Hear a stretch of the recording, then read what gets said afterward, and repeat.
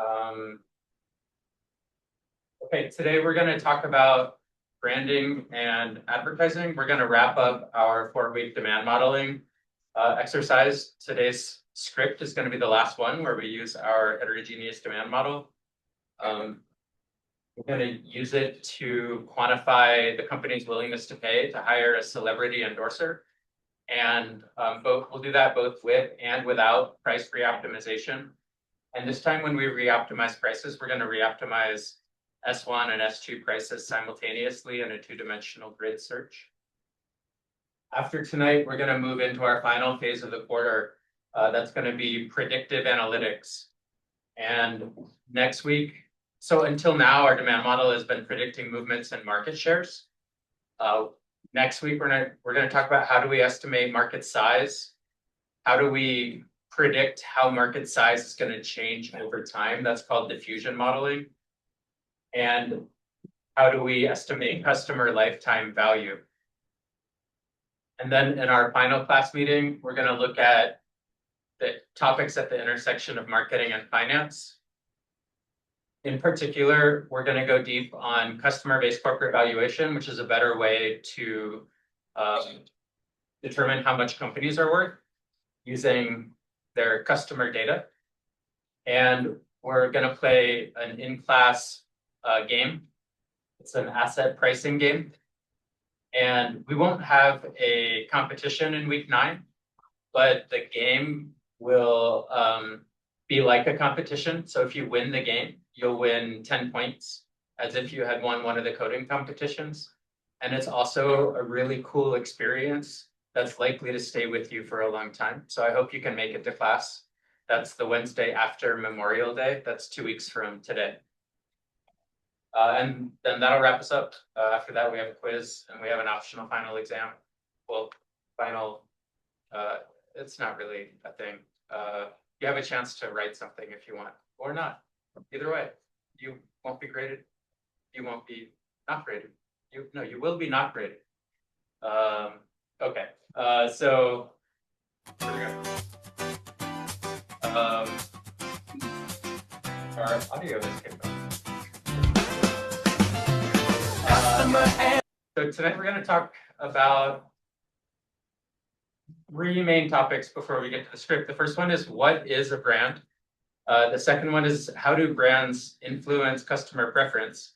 And the third one is going to be about the advertising market, some of the key choices that companies make and how they can or cannot determine the effectiveness of those choices on profits. So when I start talking about branding, I found it's one of the most misunderstood topics in customer analytics and in marketing. And usually when people talk about brand, they're talking about logos. And logos are really cool. Maybe they're important, not sure. A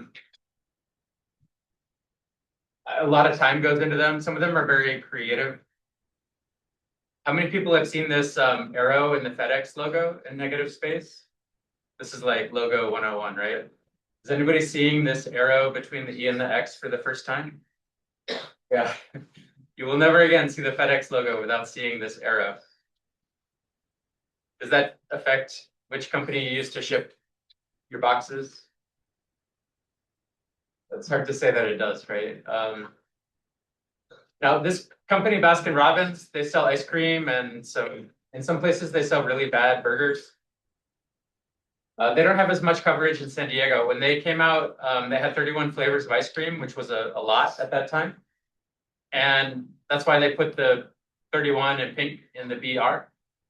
But if you didn't know that that was the number of flavors of ice cream, would that pink 31 affect whether you go to Baskin Robbins or somewhere else? Probably not, right? What about Toblerone? That's that triangle chocolate you buy in the airport. What's this image? What's this picture in the Toblerone logo? Matterhorn. The Matterhorn? I knew it was a mountain. I didn't know it was the specific one. Is that right? Oh. What's this thing right here? I think it's like a wolf or a bear. I think something like that. Oh, then. Yeah, to me it looks like a gerbil, but yeah, it's a bear. Why does the Triangle Chocolate Company have a bear in a mountain in its logo? California. That's a good guess, but it's actually Swiss. You like specify where the bear is, like. Here's the foot, here's the front leg, and then this is the head. It's in negative. It's in white. Still didn't get there. Imagine a gerbil standing up on its hind legs. This right here is the back left leg. Okay. Is this the logo is like a bear because the city it was made in? Oh, very good. How did you know that? I like to eat a lot of food. Okay. I still don't know how you knew that. I watch a guy who likes to eat Toblerones and he explained. TikTok. Okay, TikTok. Yeah, so Toblerone is a Swiss chocolate company. They're headquartered in Bern. The regional symbol of Bern is a bear. And so they have a bear in a mountain. Now, I didn't understand why until I talked to a friend of mine named Sasha Strauss, who founded a branding agency in Los Angeles. And Sasha told me that the main function of branding materials is to align the workforce behind a common purpose and to motivate the people who work for the company. And he's the only person I've ever heard make that claim, but I thought it's quite interesting and might offer a suggestion for why Toblerone has a bear sell chocolate. Everybody knows Amazon, right? They offer everything from A to Z, and they have this arrow, which is kind of like a smile, like a half-hearted smile. Like they're not going to make you super happy, but they're going to mostly try to do what they promised, right? Don't overpromise. I am very fond of this Sony Vaio. Vaio was a laptop that Sony sold for many years. Because of the artistic properties of the logo, it was intended to represent the transition from analog to digital broadcasting. So from analog sine wave to ones and zeros. But I don't think it worked because it's been off the market for many years now. So I guess the logo didn't help the product enough. And Qualcomm, they're down the street. Their headquarters is in Mission Valley. I'm not quite smart enough to explain it to you, but I'm told the Q has something to do with a logic gate and the MM, something about frequency modulation. Yeah, we're mostly business econ in here, so. Okay, this is what most people think of when we talk about branding. This is not branding.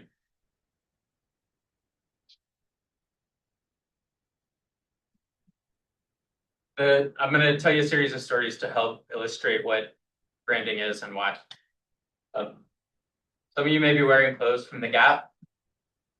They adopted this iconic logo in 1969. It's a blue square, tall letters. And then in 2010, they paid a couple $1 million to think outside the box. And they discarded the old logo and they announced this with great fanfare, and it did not go well. It was universally panned by professional designers. And 6 days later, they rediscovered their classic blue box with tall letters again.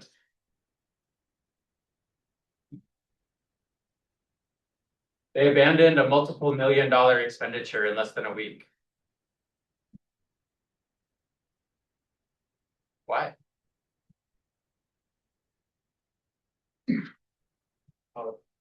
The original one was just so iconic that sort of all ultimately associate yourself with that logo. So changing like just new identity. Yeah. I don't know. That doesn't explain why they tried to throw it away. I think it's because all these brands nowadays, and I guess even in the 2010s, were like trying to modernize and throw away their old like kind of big blocky logo to try to go something more sleek.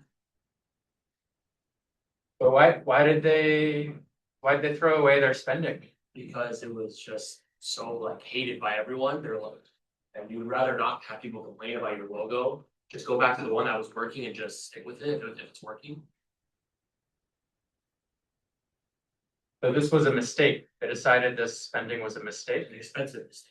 expensive mistake. I just think that when you get really, really big, your logo and your brand needs its own money apart from what you sell. So it was probably, they realized that when they changed the logo, they could make a lot more money having kept it the same because the brand sells a lot more than others.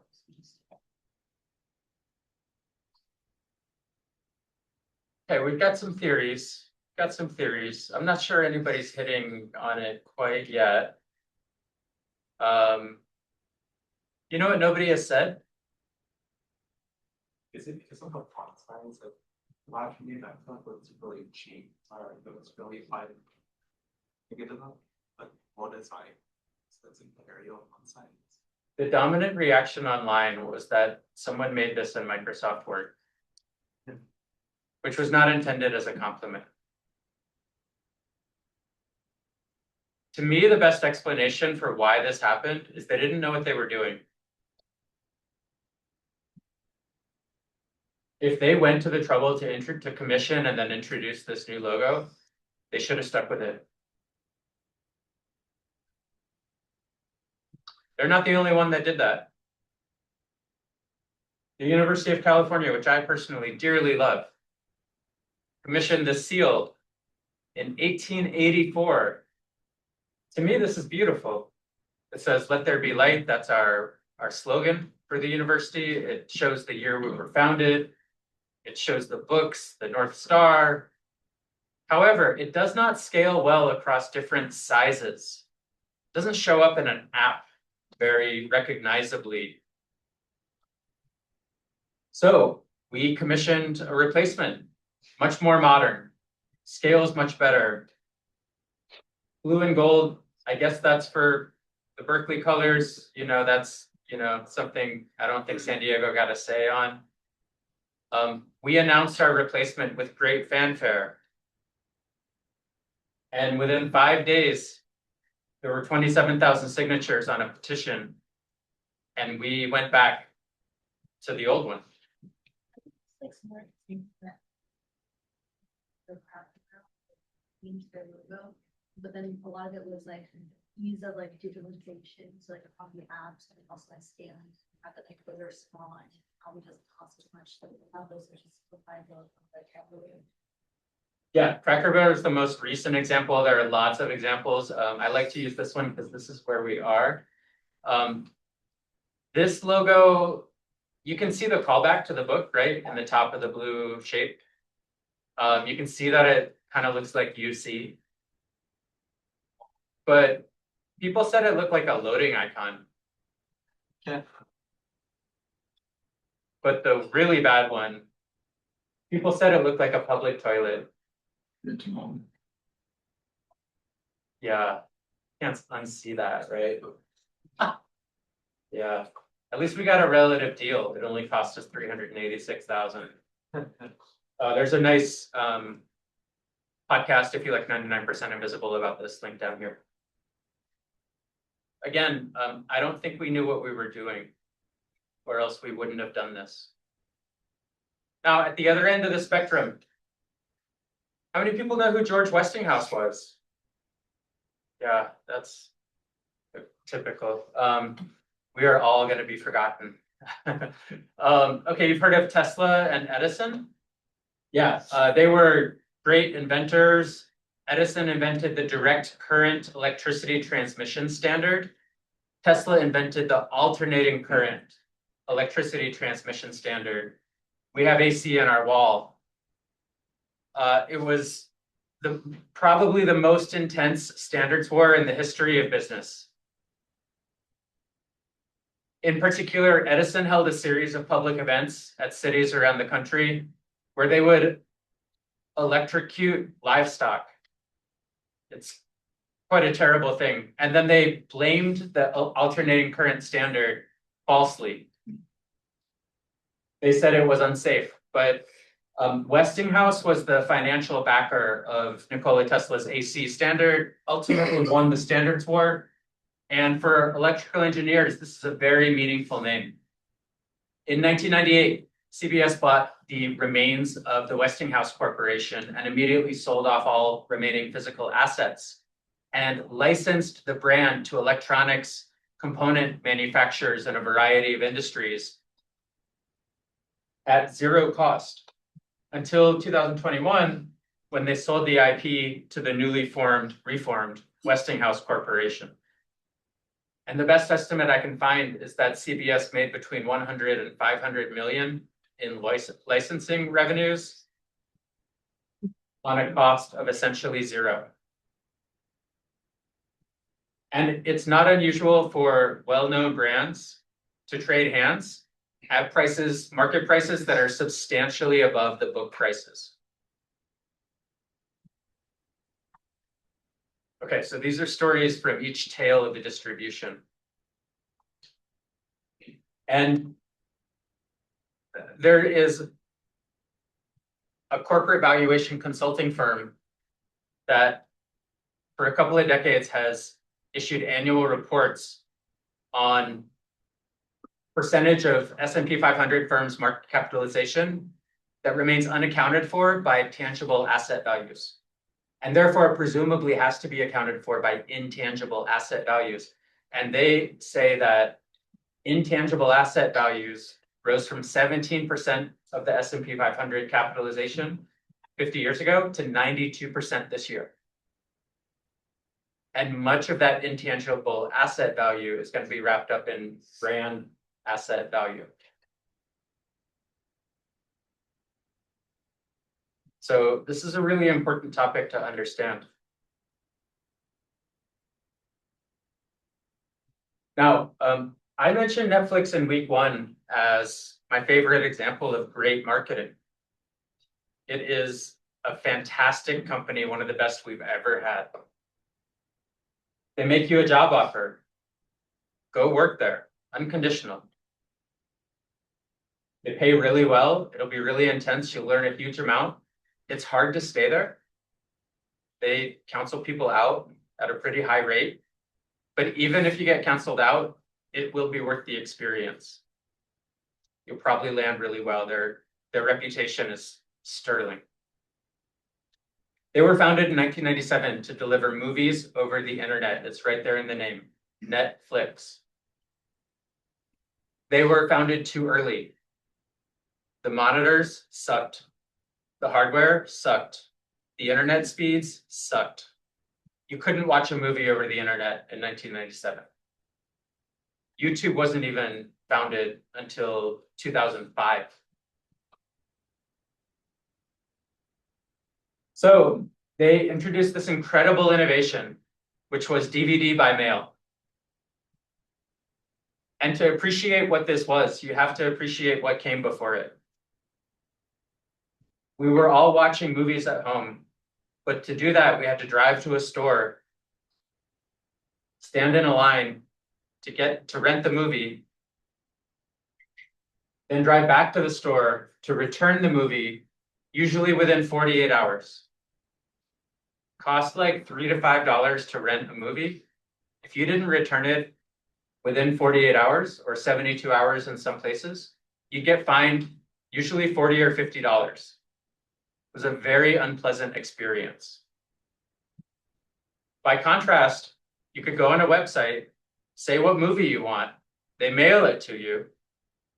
When you watch it, you take as long as you want, you finish watching it, you mail it back in this red envelope that they designed for the purpose, and you never had to drive to the store, and there was never a late charge.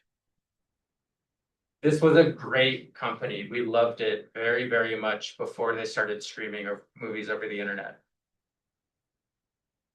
In 2007, they launched their streaming service for the first time. In 2011, two things happened. In July, they raised their prices a couple dollars for one of the first times ever. In September, they announced that they were splitting the service. The economics of the two delivery services were increasingly diverging. Netflix, the name, was going to be retained for its original purpose, streaming movies over the internet. the DVD by mail service was going to be spun off as a separate company called Quickster.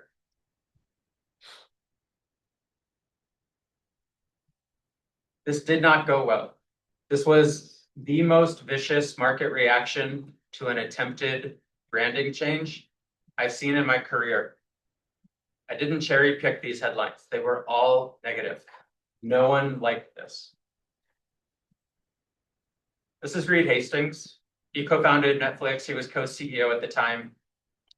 This is a video they recorded to apologize for how they handled the rebranding effort and to announce that it was going forward as planned. And he introduced the new CEO of Quickster in this video. It's still on YouTube. You can see it. Nobody watched this.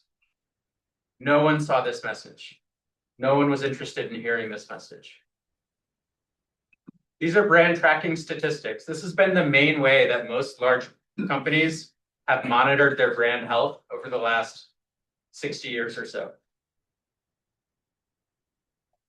Let me describe the data that you're looking at, the provenance. A number of companies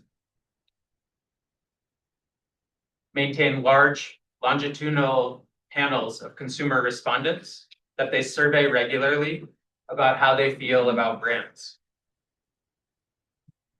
The two questions that I'm graphing here are, how do you feel about the brand Netflix? And people can say positive, they can say negative, or they might say nothing if they have no feeling. And that's called affect. The other one is, have you heard anything about the brand Netflix in the last 2 weeks? They could say positive, negative, or nothing. Blue and orange are affect.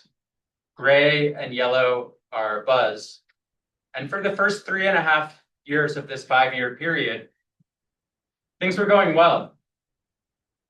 The way brands roughly estimate their health is to look at the ratio of positives to negatives. So it rose from about 7-to-1 up to about 9-to-1 before these two events happened. When the price hike occurred, both positives fell out of their previous range, and both negatives jumped out of their previous range, with some retrenchment in August when nothing much happened. And then in September, when they announced the split of the service, the negatives jumped again and the positives dipped again. And we went from a ratio of positive to negative of about 9 in June to underwater in September. And it got even worse in October because they didn't reverse the situation until October. This is a catastrophe from a branding perspective. In most companies, heads would roll.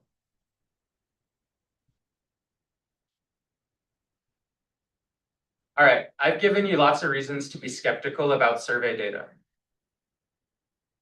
So let's look at financial data. Things started trending down with the price hike. And on the day they announced the brand split, Reed Hastings saw his personal net worth drop by about 40%.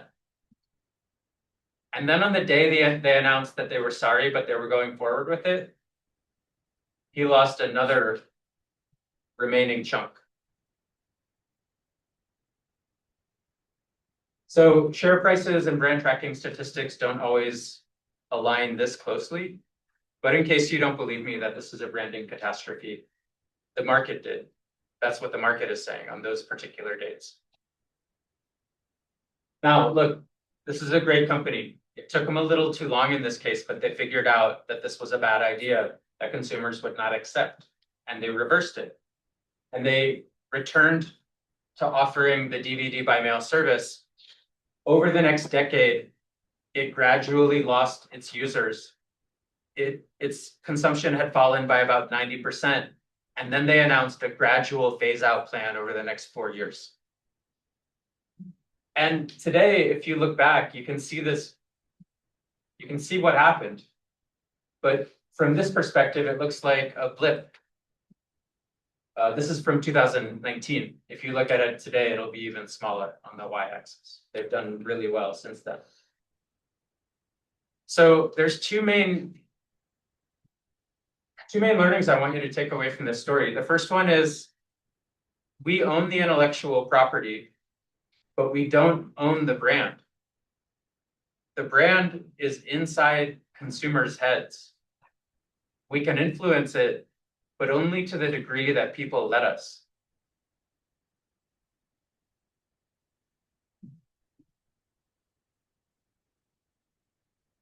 The second main takeaway is that at the end of the day, the market is in charge, the customers are in charge. And we can have very sensible strategies, but if the market won't accept it, we cannot implement those strategies.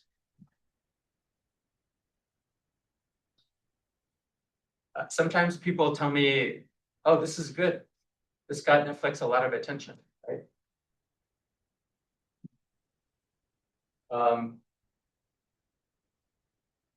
I'm sympathetic to that position that all publicity is good publicity, but I don't think it's always accurate. I think the people who say that bad publicity is good, most of them have never experienced bad publicity. That can be a very isolating and unpleasant working experience. And everybody already knew Netflix. They don't need attention. Their awareness is already practically 100%.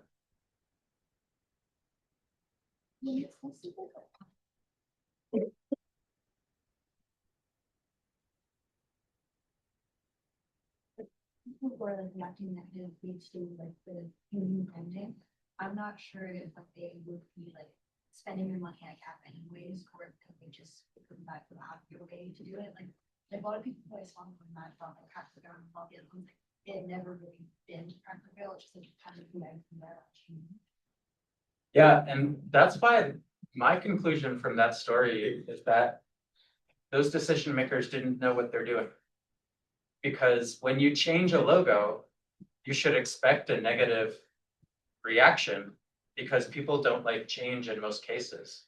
But if it's the right thing to do over the long term, you stick with it. So if you didn't expect it, you don't know what you're doing. And if you just flip it based on what some designers said before the long term plays out, you're showing that, because those were not, in the Gap case, those were not customers that were complaining. Those were professional designers talking about the quality of the logo. So, I mean, I'm not saying they did the wrong thing to reverse it. I'm saying they didn't know what they were doing when they commissioned it. Did they also reverse the price hike when they undid the rebrand, or? Yeah, that was driven by the licensing costs. They weren't making much of their own stuff at that point. And that certainly may have contributed, right? Like we're already on a downward slide. So this may have been also just a bad timing for this misstep. How much was the increase? Yeah, it was, I mean, it was like 15%. It's just that it hadn't increased. I think people were not accustomed to increases, and that's obviously changed a great deal in today's marketplace for streaming. Okay, you can manage this process well. Did anybody else in here grow up on Kraft macaroni and cheese like I did? Yeah, quite a few. So good. I think the first thing I learned how to cook after like cheese toast or something. Okay, so it used to be Kraft macaroni and cheese got that yellow color from yellow number 5 and yellow number 6, which are chemical food colorings. And there were a bunch of preservatives. And they decided to try to make the product healthier by replacing those chemicals with some ingredients that grew on plants. Those are herbs, paprika, annatto, and turmeric. And they went about this in a very intelligent way. They knew they would get blowback because that always happens. And it's a common impediment to junk food manufacturers improving the healthiness of their products. So they went through a multi-step process. First, they developed the new recipe and they ran extensive taste tests with experienced consumers. confirming that people who knew the product well couldn't taste the difference between the two recipes in blind taste tests. Then they announced on their social media, in a few months, we're going to change our ingredients to make a healthier product.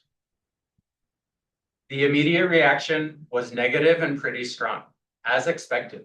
And most people said, I can already taste the difference, even though it wasn't out yet. And then a few months later, they started shipping the new product to the stores. And so you could tell that the ingredients had changed if you read the ingredients on the box. But let me ask you a question. When's the last time you went into the grocery store and you saw somebody reading the ingredients on the macaroni and cheese box? If you're an ingredient reader, you're probably not buying the food with powdered cheese, right? And then about 6 months after that, they paid a reasonably well-known celebrity to announce during a Super Bowl ad, we would invite you to try it, but you already have. It's been in the market for 6 months. And there wasn't much of a reaction to that.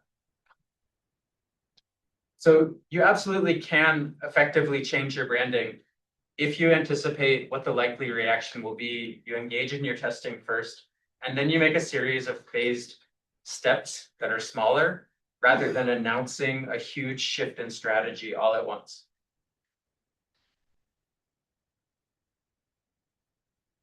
And so all this leads up to what is this thing that we're talking about? Well, the concept originated in the Old West as an anti-theft device.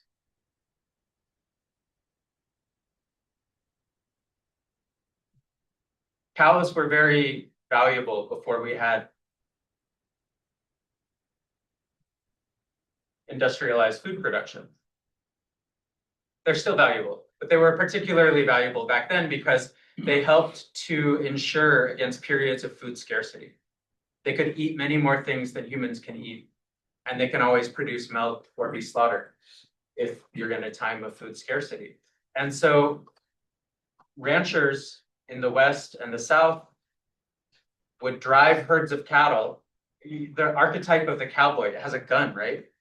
Their job was to move the cattle around across different grazing lands, but there was always a threat that thieves would steal the cattle. And most US states have different laws on the books penalizing cattle theft more harshly than theft of other items of equivalent value. It was called cattle rustling.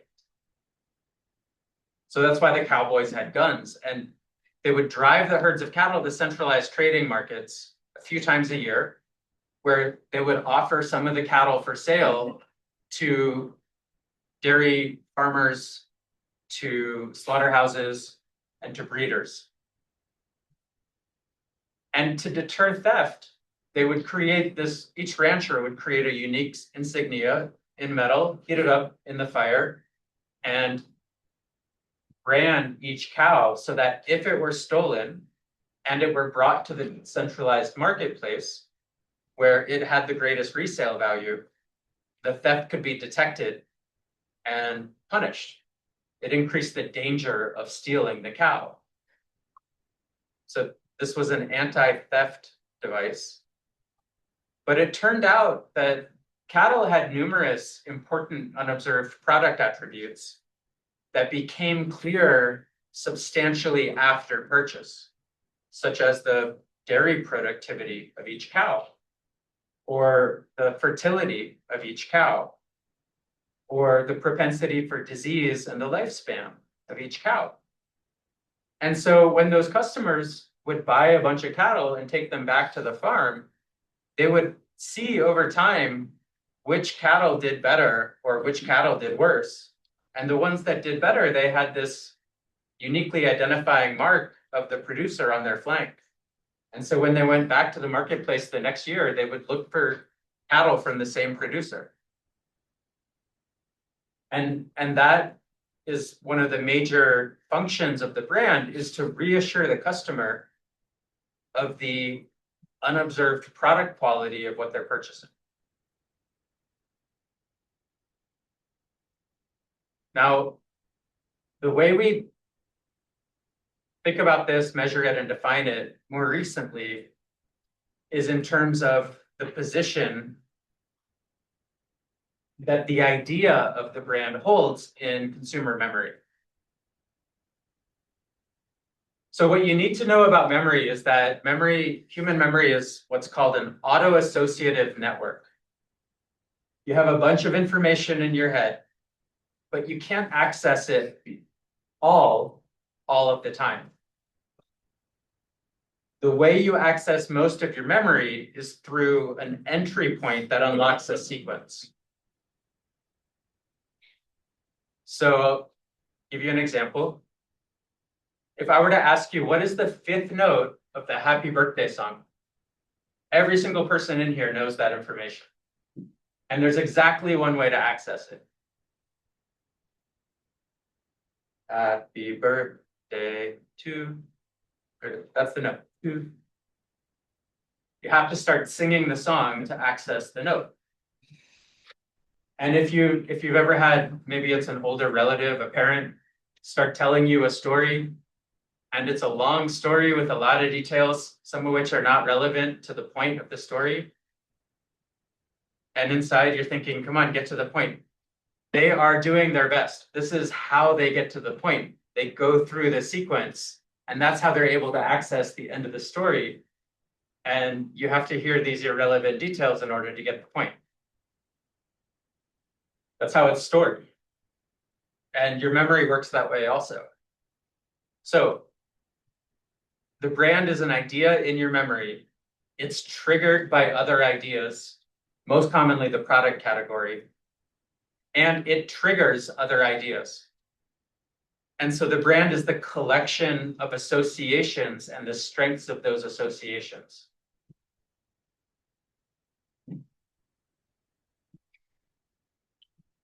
And the most important single association is if I have a need in a product category, if that need triggers a brand, there's a good chance I'll go shop that brand first and buy that brand. So that's if there's a strong association here. Or at least I will consider buying the brand. And being in the consideration set is necessary for the purchase decision. Like an example of it. Or like, can I tell you an example and tell me if that's like correct? Sure. So like a product category would be like, if I want to drink, brand would be, I think the Starbucks image association is what I would get at Starbucks, like matcha or something, or is that not? Okay, so you're dancing around a really important distinction that we're gonna refer back to a few times tonight. Let's say you're standing on 6th Market. You're in front of the fridge with all the drinks in it. You've gone there because you want a drink, and now you have a selection of drinks to choose from. You know things about some of those drinks. And the things that you know, feel, believe, those will relate to the brand of each of those individual products. Now, if you're in 6th Market choosing a drink, we're going to call that a selection market, because there's a bunch of options there and you select from a group of options. And that's a very common way that consumers make choices. But where do you go if what you want is to buy a drink? You might go to 6th Market, you might go to Starbucks, you might go to Tech Cafe, you might go to one of the other places that you know has a drink. You're probably not choosing off of a list when you make that decision. We would call that a search market. You generate the options internally and you choose one of those options. The strength of the connection of the brand to the product category will be more important in search markets. The strength of the connection of the brand to the various images will be more important in selection markets. And individual categories can feature both search markets and selection markets within them. So this is not a completely separate set of worlds. They both matter in most cases. The example I was gonna use a little bit later, I really love deep dish pizza. I don't eat it as often as I probably would like to, and sometimes I get a craving. If I search it in Google Maps, it's gonna show me a couple of places. I haven't tried the Pizza Tap Room yet. They're advertising, so it kind of makes me not really trust them. Like if they're really good, would they have to buy an ad? I don't know. Regents, I've been to a few times. Yeah, it's quite good. This is, even though I don't always think of it, if I search it, this is probably where I'm gonna end up. Has anybody tried the Pizza Tap Room? No? I bet they don't even have deep dish. So this would be a good guess, no. That's why I asked, I tricked you. I'm selecting from a set of options rather than generating the options internally. Search, I generate the options. Selection, someone else generates and I choose. So in a retail store, someone chose what to put on the shelf. I pick from that. I don't have to remember Pepsi Max in order to consider it if it's on the shelf in front of me. That is a little confusing, isn't it? Would shopping from like websites be the same thing? Someone else would like to like put on the website, choosing from that? Yeah, so like if I go to Amazon, and what's a product category I might shop for on Amazon? Electronics. So it's broad. Like dresses. Dress shirts. Oh, okay. I'm gonna go vacuum cleaner. Close enough. This is gonna be a selection market. And the reason that Amazon is selling ads is because it can make so much money from companies bidding to be within the consideration set by trying to get to the top of these search results. So see that in this one, there's like some given like bias, what the, like in our heads, we're just like, just like Amazon's, associated. They both have bias. Or No, there's no notion of an unbiased set here. And a lot of times, what do you think of first? It's the one you've had before.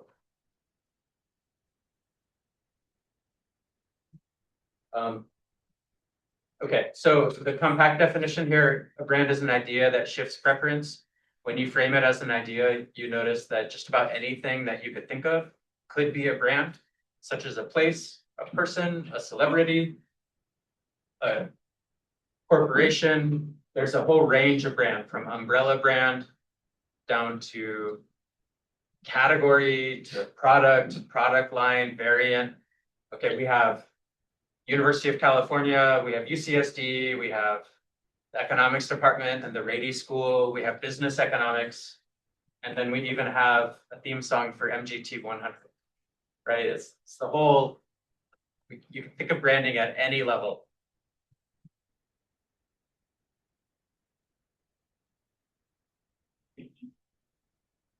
And in an effort to be remembered and to be included when somebody experiences a need or considers making a change, brands spend large amounts of money trying to create associations.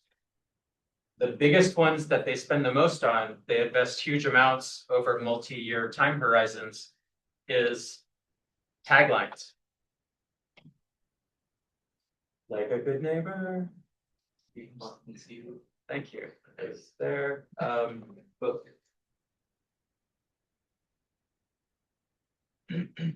And these become especially valuable in search markets where consumers generate the consideration set internally. You can also, oh yeah, go ahead. I was gonna ask with the taglines, does that mostly apply to goods-based companies? Because I feel like Amazon doesn't really have a tagline or even other sort of service-based. Solution White is a pretty good one. I feel like insurance is good. I think I think this will apply to most brands that have singular purposes. Amazon does everything from health insurance to cloud computing. So you'll probably have a hard time finding one tagline that'll apply to even most of those. And I think that's probably a major reason that the big tech companies, most of them haven't invested in this. It's also possible that they have some other unstated reason that yeah. I don't have a great answer to that question. But absolutely this can be helpful for services. In insurance, they use this all the time. Okay. You can also advertise to try to influence your associations. I'm not going to claim this is an example of an amazing ad. You need the data to test that. But if you've been a subscriber or a regular reader of The Economist, you recognize the color and the font and the name of the publication in the corner. And they're clearly trying to communicate that their publication is a source of bright ideas. Again, the efficacy of that effort is a separate question, but we often use advertising to try to create, strengthen, or influence the associations that consumers hold with our brand. How many people have heard of brand safety? A couple. Okay, so if you get this idea that the brand is the mental real estate that consumers relate to who we are or what we're offering, you'll understand that that can be damaged. And brand safety, it sounds like, oh, we want our brand to be safe for people. No, that's not what it is. Brand safety is, we want to be really careful where we put our brand so we avoid damaging the associations that consumers have in their memories. If you're Kraft macaroni and cheese, do you want your ads to appear on a pornography website?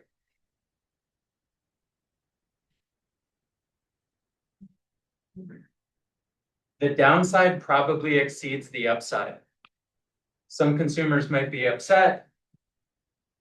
It might bring negative publicity that you don't want. Is that really going to sell the box pasta?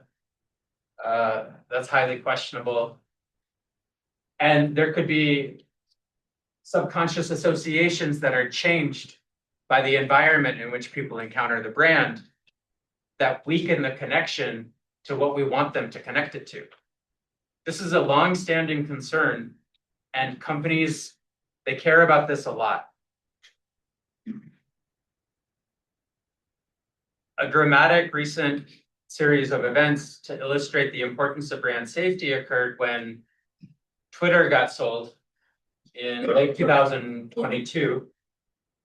And the new owner announced, we're going to fire the content moderators. This is going to be a free speech platform. Everybody's going to get to say whatever they want. And we already had lots of experience over the last 20 years. When you don't have content moderators, you get a handful of people saying really wild stuff, including some very objectionable content that create brand safety concerns for paying advertisers. And so before control changed hands, a bunch of the advertisers told the new owner, look, if you do that, we're going to have to stop advertising because we can't run the brand safety risk. And they did that, and they stopped advertising, and advertising revenue tanked by about 60%. Now, in the last 1 to 2 years, they've actually reinstituted quietly some of the previous content moderation policies, and advertisers have largely returned to the platform. But this wasn't the first time this had happened. There were ad boycotts at YouTube, at Facebook, and at Instagram in the 4 years before this. In every case, because of the same reason. Large advertisers expressing brand safety concerns about insufficient content moderation policies and risk to the brand appearing next to hate speech and other forms of objectionable content. So this was by no means the first time this happened. It was just the most dramatic. So that's what a brand is. The next thing we're gonna do is go through some high quality research we have about how brands influence preference. The first one is in the most depth. So it's some good evidence supporting the idea that one of the major functions of brands is to reassure low knowledge consumers about the quality of what they're buying.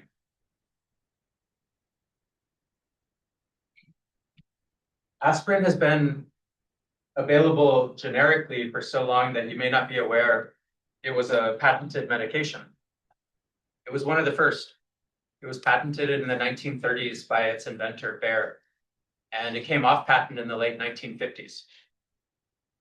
And since then, any drug manufacturer can make and sell aspirin, and the active ingredients are chemically identical between Bayer's version and any other company's version. I took this screenshot from Amazon on the same day. The top ranked result was Bayer's aspirin, 81 milligrams. It's called low dose, 300 count, sold for $11.38 at a rounded up to about $4. I'm sorry, 4 cents a pill. And it was the best seller in the category. 273 stars, 4.5 rating. Right next to it was 2 bottles of Kirkland brand aspirin, larger bottles, 365 compared to 300, also 81 milligram. Lower total price for the 2 bottles, rounded to 1 cent per pill, about 1/3 as much as the Bayer aspirin. Virtually identical ratings. So same active ingredients, 3-fold difference in price, same rating distribution, Bayer is the #1 seller. I don't think that's a coincidence. Supporting this observation, this was a really careful study done out of the University of Chicago summarizing the Nielsen scanner panel data that we've talked about a few times at this point. It's about 50,000 households. Each household has a head of household. Each head of household has an occupation. Each circle represents occupations in the data. The size of the occupation is the size of the circle is the frequency of the occupation. On the x-axis, we have the typical annual salary within that occupation. On the y-axis, we have the share of headache remedy purchases in which the household bought the store brand as opposed to one of the national brands. Pharmacists who presumably have the most knowledge about drug quality and how it differs between store brands and national brands had virtually the highest rate of buying the store brand rather than the national brand. And in general, healthcare related occupations tended to buy store brand rather than national brand relative to most other occupations outside of healthcare. And a remarkably flat relationship between income and willingness to pay the national brand premium. Same authors offered a partial replication using certain commodity foodstuffs where the quality difference between national brand and store brand is negligible. Things like baking soda, bleach, refined sugar, table salt. And food service workers had a higher rate of buying the store brand rather than the national brand compared to most other occupations. Now, that's all pretty much suggestive. If you buy this idea that the reason people pay the brand premium is because they don't know the quality of what they're buying, and the brand reassures them about that quality, and they do that more when they have less information, you could say, well, what if we just give them information? Will they become less likely to pay the brand premium? And that's what happened in this next study. This study was co-authored by Robbie Sanders, who's here. He teaches a coding with AI class right now. Anybody in the AI agents class? It's a new class. It's a topics in. For the juniors in the room, I recommend you consider this next year. So they collaborated with a large Midwestern grocery chain. The grocery chain sold yogurt under its own store brand label. And the yogurt primarily competed with a national brand, Yoplait. And so they intercepted shoppers coming into the store. And the first question was, do you buy yogurt? And if they said no, they said, okay, great, enjoy your shopping trip. And if they said yes, they said, hey, let me give you a blind taste test between store brand and national brand. The first question before the taste test, which one do you like better? And we're focusing on store brand, so private label, we're gonna say that's a 1. If they say they like that better, if they say they prefer the national brand, that's a 0. And the store brand's gonna be significantly cheaper. Then we're gonna give them blind taste test, ask them which one they like better, and that's gonna be the answer to question 3. So if they said after tasting it, if they said they prefer the store brand, then that private label is gonna be 1, otherwise national brand, it's 0. And then we reveal which one they liked better. And then we ask them, what are you gonna buy next time? Private label, that's a 1, national brand, that's a 0. So it's a 2 by 2. And there's 2 confirmatory cases and 2 disconfirmatory cases. So they're getting information in the disconfirmatory cases. So the confirmatory cases are kind of straightforward. If I say I like the store brand, I taste them both and turns out I like the store brand better when you show me which is which. Then there's no updating involved. If I say I like the national brand, I try both of them and I say, turns out I like the national brand better. I might stick with the national brand, or I might switch to the store brand because it's cheaper. I might like the national brand better, but I might not like it that much better that it's still worth paying the price premium. The disconfirmatory cases, some people say they prefer Yoplait, but then it turns out they prefer the store brand. They should switch, right? Because the store brand is cheaper and they like it better. And then other people say they like the store brand, try them both, turns out they prefer Yoplait, they might want to switch to Yoplait. So here's what the data look like. We'll start with the confirmatory cases because they're more straightforward. So for people who didn't update and preferred the store brand, when we asked them, what are you going to buy next time? 95% of them said, I'm going to stay with the store brand, which I knew I liked. I confirmed I liked. It's cheaper. Why would I switch? 5% said they're going to switch, but to me, this is like a rounding error within 0. You're always going to get a little bit of craziness in any survey that you run. The other confirmatory case is people who said they prefer Yoplait, tried them both, confirmed they prefer Yoplait, but maybe they're trying the store brand for the first time. And actually about half of those folks said they're going to switch to the store brand, presumably for the cost savings. Then for people who said they like the store brand, but turned out, or who said they like Yoplait, but it turned out they actually preferred the store brand, 96% of them said they're going to switch to the store brand. And in the opposite direction, for the ones who said they prefer store brand and it turned out they like Yoplait, only 70% of them are going to stick with the store brand. Again, presumably for cost reasons. Now, the cool thing about this study is it didn't only rely on stated intentions. They got the shoppers' loyalty cards so they could see what they actually did after the study. And they found that the store brand market share tripled the next week. And it remained elevated for a couple of months, but then it fell back to 0. And you haven't seen this data a whole lot, so you have to take my word for this. Tripling a market share in a mature product category, that's a huge effect. Usually the market shares stay flat. People find what they like and they stick with it forever. You could ask, why did this fall back to 0? Well, it was a one-time intervention. That might be part of the reason. Also, what you prefer in a blind taste test may not be what you prefer to eat every single day, right? Maybe you liked it better because it's sweeter, but then when you eat it every morning for breakfast, maybe that's not the time you want to taste the sugar.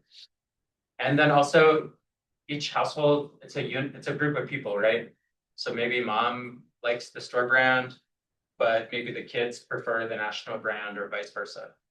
So those coalition decisions can tend things back for the status quo.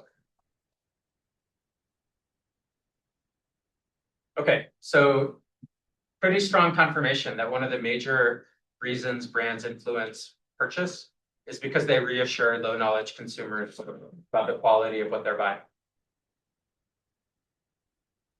Second reason we're going to talk about in less detail is that branding can facilitate rapid communication of differentiating attributes. How many people grew up on Go-Gurt? Yeah. You don't have to explain this to your average 12-year-old on the go, right?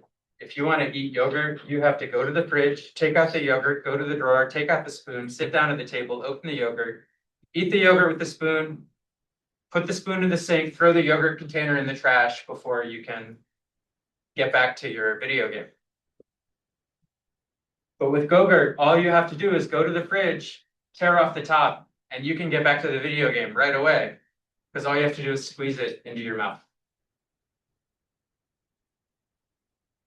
So very clear, efficient communication of the value proposition. The third mechanism that we have a lot of research on is called personality and self-expression. There's a lot of ways to explain this. My favorite is in insurance markets. Insurance comes down to pricing risk and trust. Every 6 months, I make Geico a bet that I'm going to have a car accident. And Geico bets me that, nope, I'm not. And if I have a car accident, they're going to pay the damages. And I guess I won the bet. Geico sets the betting line. And that's pretty much what insurance markets are.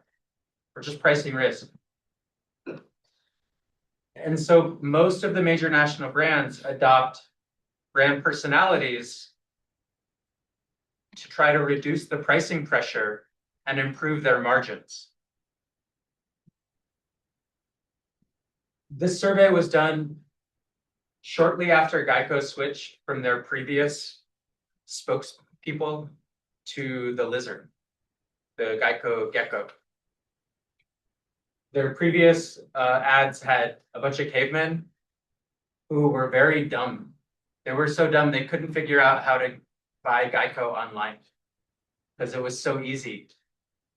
But if you were really dumb, you couldn't figure it out. They were the least liked in the entire survey, whereas the gecko was the most liked. So even within a brand, the liking of the personification can vary a great deal. And this probably helps to explain why 15 years later, they're still sticking with this lizard. And I presented this in an MBA classroom a couple of years ago, and a hand went up and students said, I spent 8 years at MetLife. Nobody wants to buy life insurance. The category people make purchases in because they're responsible out of love for their family members who depend on them. But nobody wants to talk to us or call us. And we used to say to each other all the time, we would be nothing without that stupid dog, referring to Snoopy, the personification of MetLife and its advertising.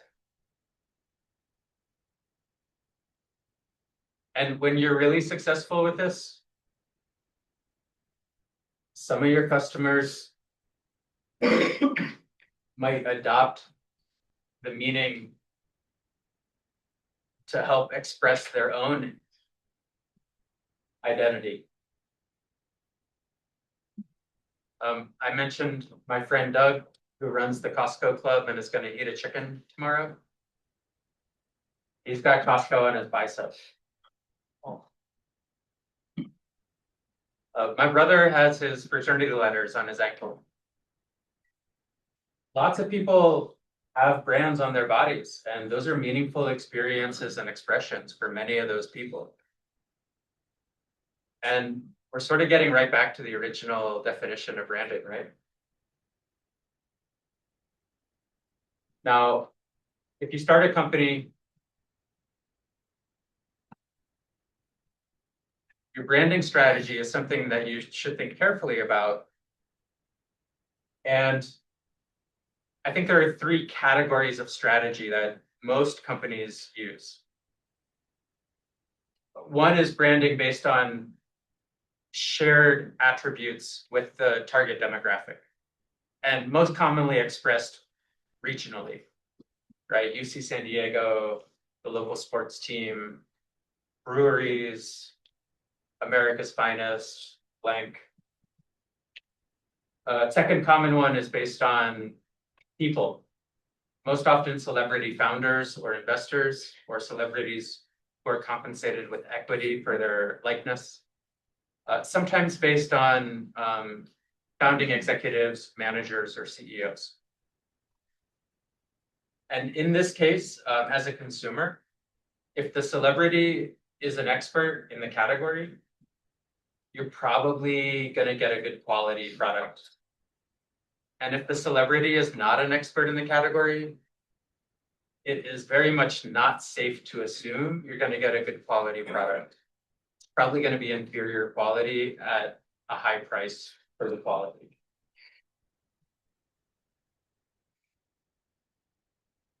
And the third approach is to adopt a particular personality in your branding materials. There are 5 that have been regularly used across categories. Not all of them apply in all categories, but we have a good amount of research indicating that the personality that a brand adopts can affect the way consumers perceive the product or service that the company offers.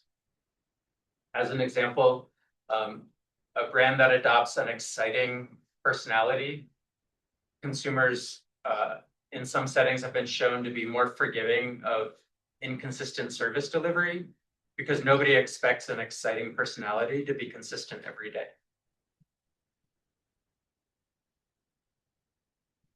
And our final mechanism is going to be something I'm going to call Gestalt. We don't fully understand this yet.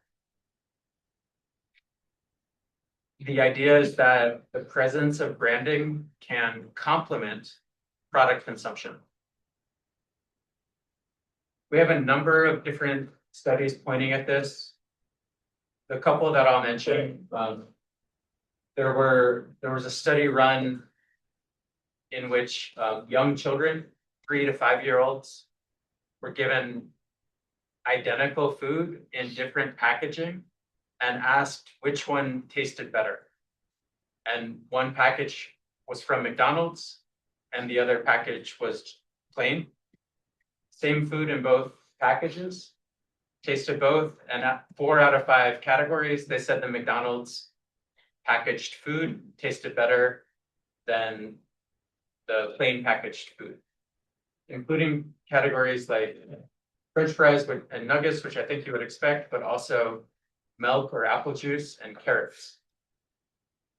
And the kids with more TV sets in their household and who had been to McDonald's more frequently in the recent past were more likely to pick the McDonald's branded packaging as the version that tasted better, which I think strongly suggests a complementarity between branding materials and product consumption and driving utility. I find that compelling because I don't think these kids had any reason to lie, and many of them probably were even too young to lie. Another version of this was done with neuroscientists putting people into an fMRI machine. They knew ahead of time which brand of cola they generally preferred. And when they asked them about the cola or when they fed them the cola through a tube, they saw different parts of the brain lighting up with greater reward center activity when they drank the brand of cola that they regularly consumed. Was the cola example also kids? Because I feel like it's probably intentional they picked kids. I think kids would be more like likely to say it tasted shit compared to the so it's like the Pepsi one. So That was adults. That's the McClure study here.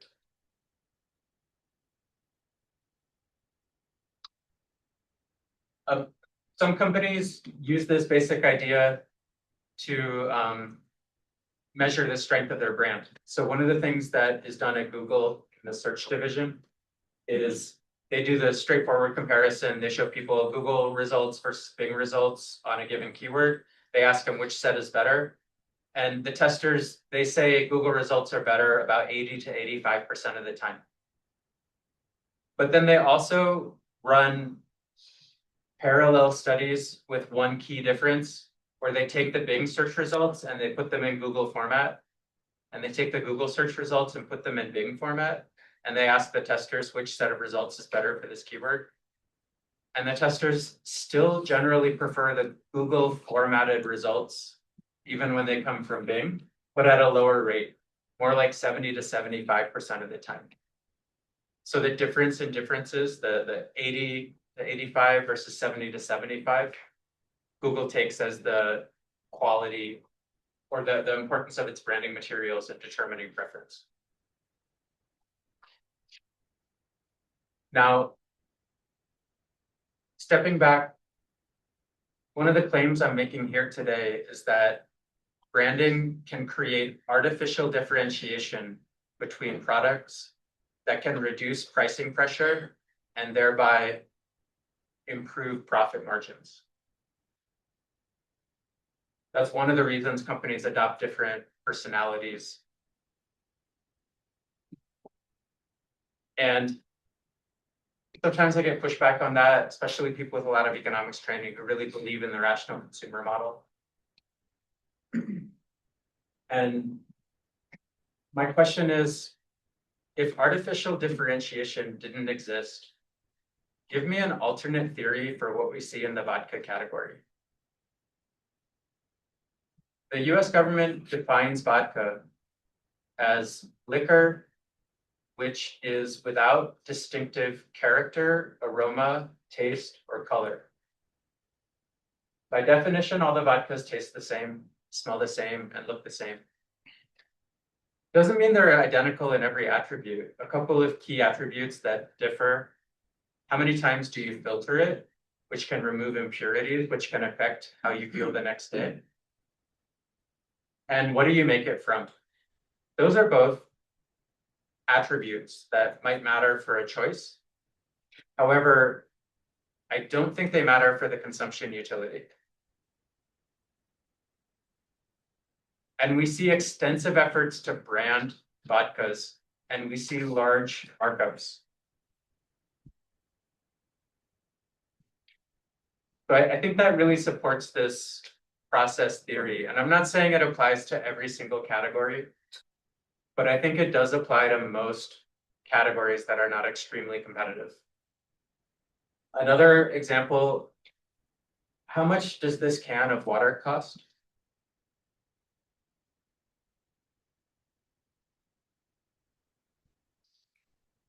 $2. $2 in the store, in the gas station. This costs the same as an energy drink. What's in there? Water. What's the margin on that $4 purchase?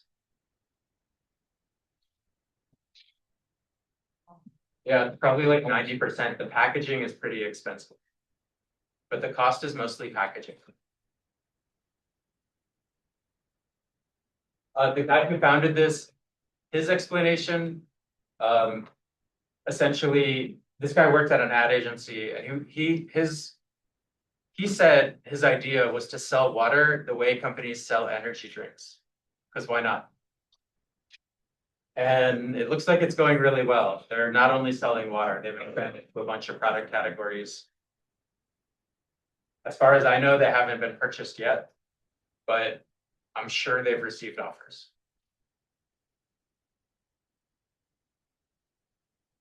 Okay, final decision that any new company has to make, it's easy to overlook the importance here, is what do you call yourself? This is extremely important for your branding, and it's hard to reverse. This is a Patagonian toothfish. Has anybody in here ever tried it before? Yeah, you have. The market name for this was introduced in 1977. There was no market in the US for this fish until it was renamed by an importer as a Chilean sea bass.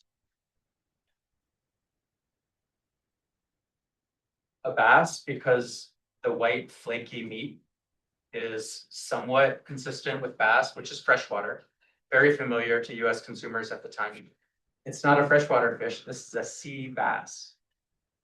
It's not related to bass at all. This is a bottom feeder. This thing is 6 feet long. Used to get thrown back because there was no market for it. And Patagonia, most Americans don't know what Patagonia is other than a clothing brand. So by renaming it Chilean, that gave more of a chance that people had heard of where it came from. So yeah, key branding decision is what you call yourself. You've been doing a great job of staying with me. Let's come back at let's say 7 minutes, 6:27 on the phone or 25 on the wall. We'll talk about advertising and step through our script.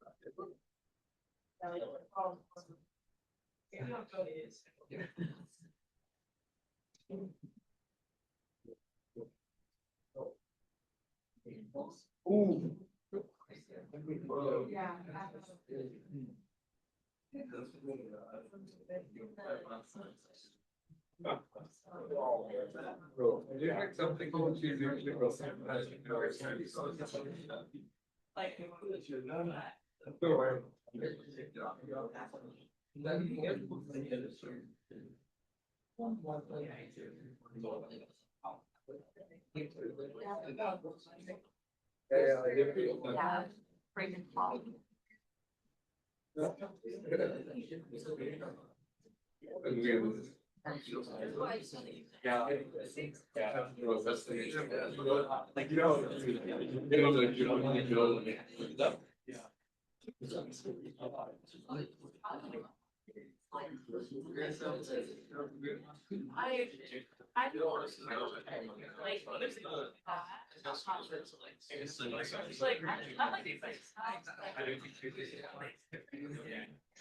I have like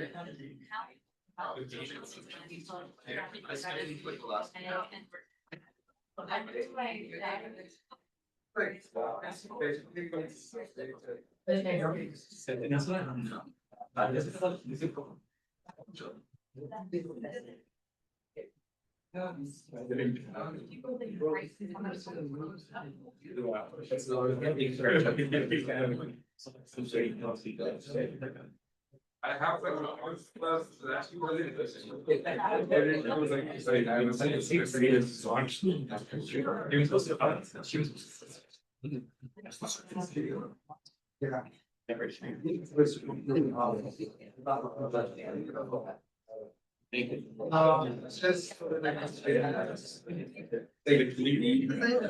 It's pretty simple.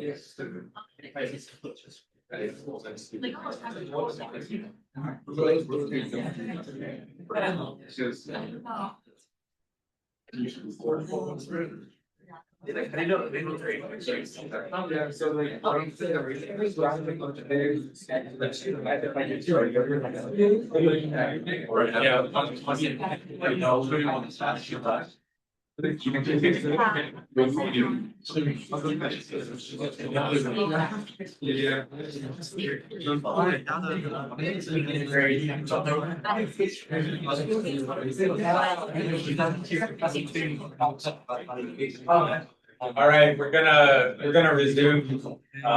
So we're gonna talk about the major way most companies spend money to try to influence their brand. Most often that's through advertising.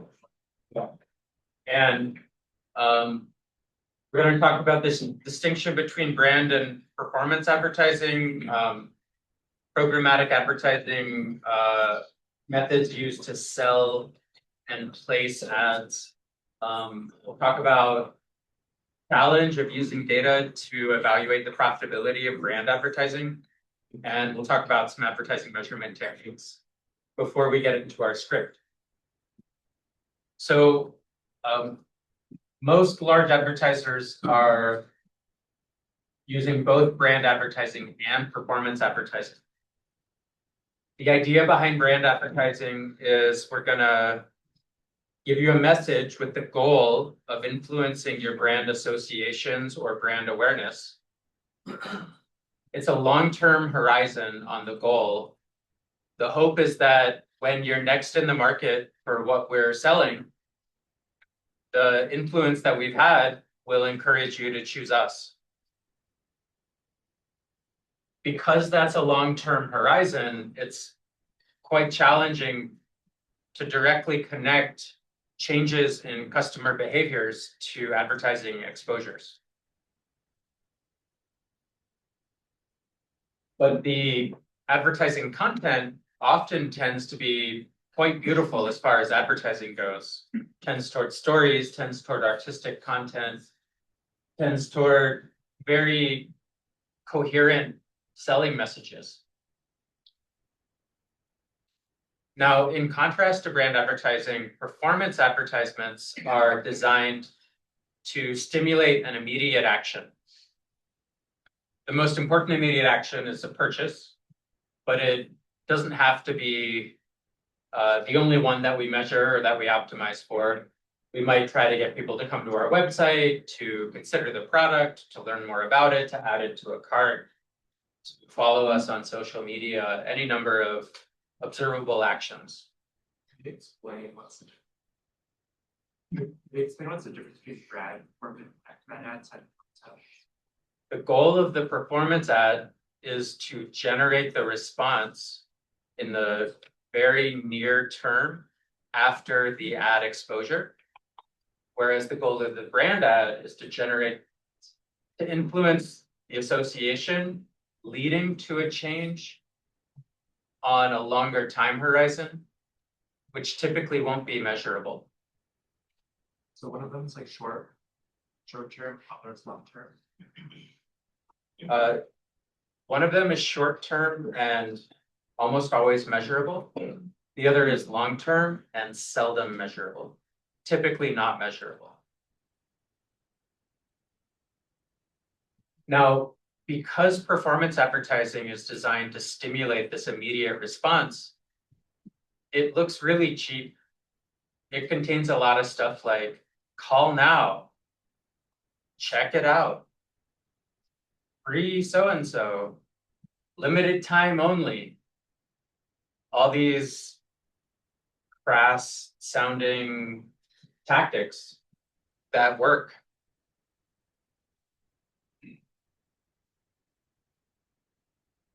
Most brand advertising people will say that performance advertising either works immediately or never at all because there is no investment. The content does not create any sort of lasting effect. Most performance advertising people will say brand advertising works great in theory. However, there is no proof that it works in practice because it's typically not measurable. As I said, most big advertisers run both brand campaigns and performance campaigns. So these are rival teams within the same marketing department. They're competing for shares of the same internal advertising budget.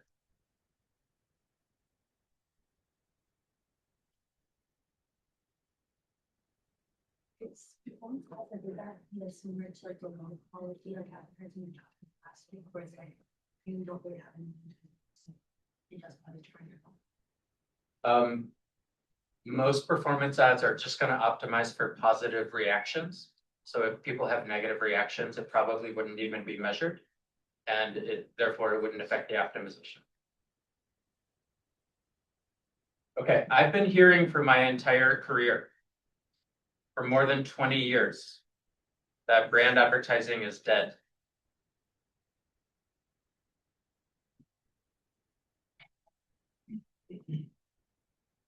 So if you haven't been hearing this for 20 years and you hear it, you might believe it.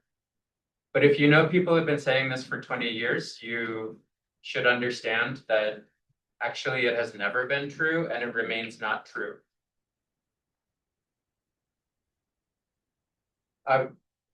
Recently, the claim was made by a famous podcaster. Have you ever heard of this guy, Prof G? He's also a teaching professor of marketing at NYU, and he previously founded a branding agency. So he's extremely confident. He speaks with great conviction, very charismatic to listen to. He'll tell you why politics are the way they are, how you should raise your family, and how you should sell your product, no matter what industry you're in. And every time he talks, it sounds so convincing. Recently, he said, brand advertising is dead, and sparked some reaction from some people I respect. They said, so one of that piece of evidence he gave for brand advertising being dead is that some of the biggest companies in the world, like Apple and Amazon and Google and Meta and Netflix, that they don't buy brand advertising. And that claim is upside down. Because most of those huge technology companies are among the very largest brand advertisers in the world, with 9-digit budgets for buying brand advertising.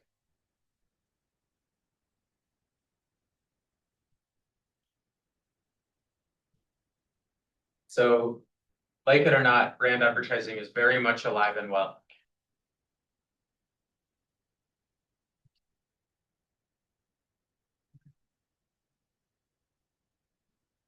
But performance advertising undeniably has a lot of momentum. And a lot of that is due to technological improvements. Now, it probably won't surprise you to hear that most advertising campaigns feature very low response rates. If 1,000 people see a performance advertising campaign, the modal outcome is that 3 people will click, 1 person will buy. A great performance advertising campaign, 5 out of 1,000 people will buy. And there are lots of campaigns where nobody buys, where the conversion rate is effectively 0. So you show performance ads to 1,000 people, you're going to get 0 to 5 conversions. We call that sparse. The data are sparse. The conversion data are mostly zeros. There's very few successes. We try to optimize for those successes.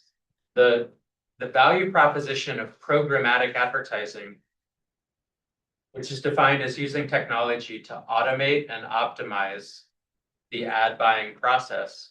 The value proposition is the right ad to the right person at the right time. And the goal is to increase those conversion rates by delivering relevant advertisements and avoiding irrelevant advertisements. For example, I might get an ad for deep dish pizza. I might actually act on that ad. Most ads I probably won't act on.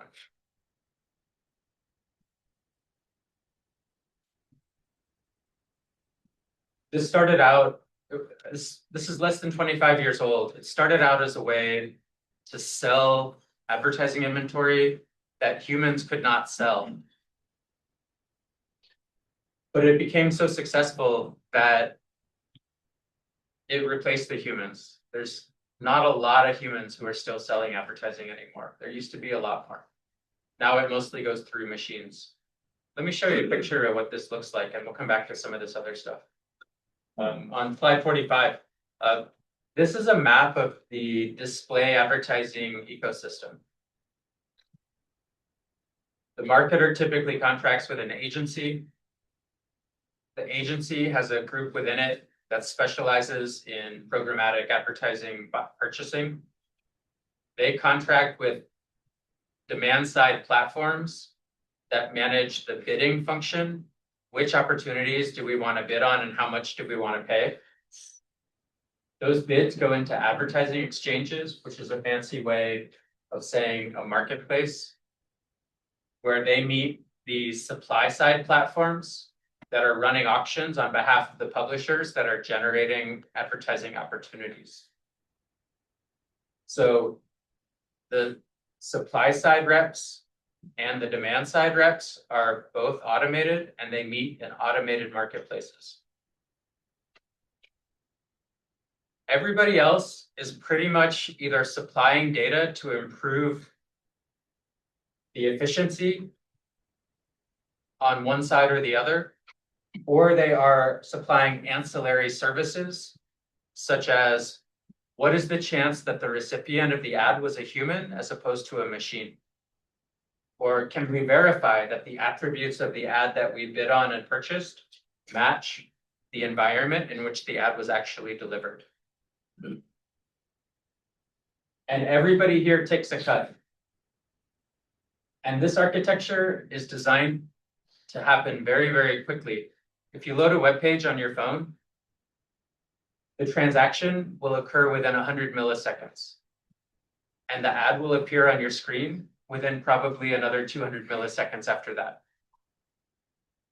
And it'll typically be personalized to you, possibly including content that is personalized to what they know about you.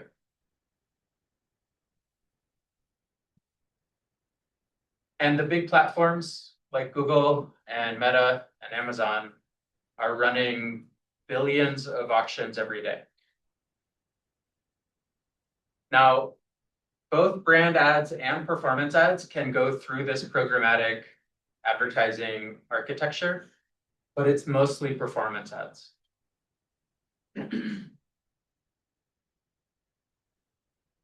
So stepping back, here I'm graphing the total advertising sales revenue through programmatic and non-programmatic channels. And programmatic effectively doubled from 2019 to 2024, over $250 billion. This is in the US alone.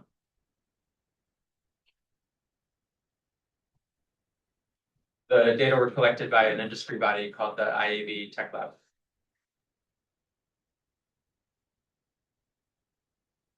This is a relatively new class of service that's a little bit tricky to think about. The value proposition is similar to a Waymo. Waymo is that automated self-driving taxi. They're training here in San Diego. They've been live in a few cities for a while. It's mostly self-driving. They actually do have humans that take over at particular points temporarily, but it's mostly self-driving. Last year, they adopted a new tagline. They call themselves the world's most experienced driver. Because every time a Waymo car is in a questionable situation and makes a choice and then realizes an outcome, whether that be an accident or a near miss or a safe avoidance of an obstacle, every time that happens, that's an opportunity to refine the driving algorithms. And then those refinements get propagated out to all of the Waymos. So the more miles every Waymo drives, the better every Waymo can potentially get, the safer they can all get. And that's part of the value proposition of programmatic advertising. The more campaigns we run, the more experiments we run of which message should we place in which environment, which person, the more we can learn to benefit all of the campaigns. And Netflix show recommendations are similar, and Gmail's spam classifier is similar. So the more data they get, the better they can perform. And last year, Mark Zuckerberg was quoted making some very provocative claims. He basically said, look, soon advertisers don't have to bring us their ads. They don't have to make their own ads. We'll make it for them. He said, look, we're going to get to a point where you're a business. You come to us, you tell us what your objective is. That is usually going to be something measurable. You connect to your bank account. You don't need any creative. You don't need any targeting demographic. You don't need any measurement except to be able to read the results that we spit out. It's going to be huge. We're going to redefine advertising.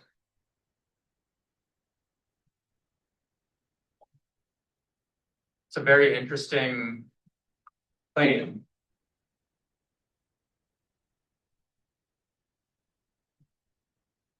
In the advertising industry, we usually call this grading your own homework. If I asked you at the end of the quarter, I want you have the best information about how much you learned and how hard you tried and how well you performed in this class, right? Nobody knows that better than you. So you tell me how well you did. What would be the average grade?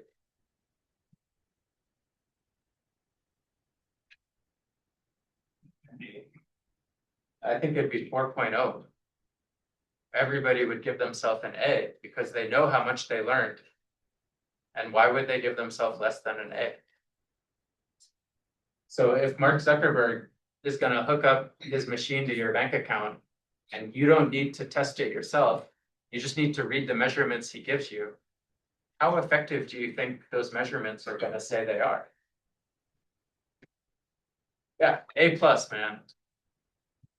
And suppose Meta knows it created $1 million of profits for a client. How much do you think Meta's going to charge that client? $20? That's gonna be personalized pricing, right? They're gonna capture the lion's share of the value. I think it's very interesting. I mean, there are reasons to believe it, right? It's worth testing, perhaps. It's worth testing, but it's also worth skepticism because they've done lots of things. They've said lots of things that were different from what they've done in their advertising sales function over the years. Trust in Meta is actually pretty low among a lot of advertisers. But spending is high. They have a huge amount of customer attention. Now, one of the main question marks here is how are consumers going to react to AI generated advertisements? And I realize that question may sound like very old fashioned, but I don't think it is. You've got conflicting tension in designing an ad. One objective might be truthful information. Another objective might be attributes of the ad that maximize the response. And I promise you, those two objectives are going to come into tension. And so what are the AI advertising generation systems going to be tuned to do? I think they're largely going to be tuned to maximize profits, which means selling. And if that comes at the expense of honesty, we could see consumers lose even more trust than they already have lost in ads. A couple of weeks ago, the toothbrush maker Quip put out this ad with this mouth and a seashell, and a lot of people said it looked like it was AI generated. And they decided to defend themselves by showing the production process of the ad. They're like, no, we didn't use an AI to make this ad. This is real. It just looked like AI. But that's because of all these techniques that we use. A couple other major limitations on programmatic. If you're a marketer, do you want to pay for ads to customers who would have purchased from you without the ad? That's giving away your margin. And it may not surprise you to learn, or the major advertising platforms, they have internal systems that predict which customers are going to buy which products without ads. And they use those predictions to decide which ads to show to which people. And they show ads to people with high baseline probabilities of purchasing the advertised product. And the really savvy marketers that understand this call this attribution stealing or credit stealing. Showing ads to people with a high baseline purchase probability to get credit for the sale that occurs after the ad exposure.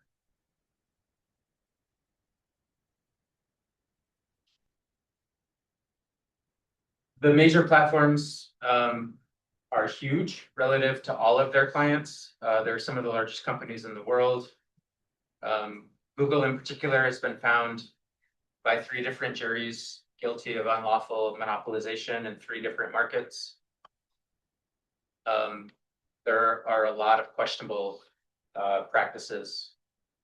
Going back to the beginning of online advertising, we've had online ad fraud, sometimes committed by publishers that want to inflate their audiences and get paid more as a result, sometimes by different ad tech supply chain participants stealing from each other, misrepresenting their inventory. How many of you use an ad blocker?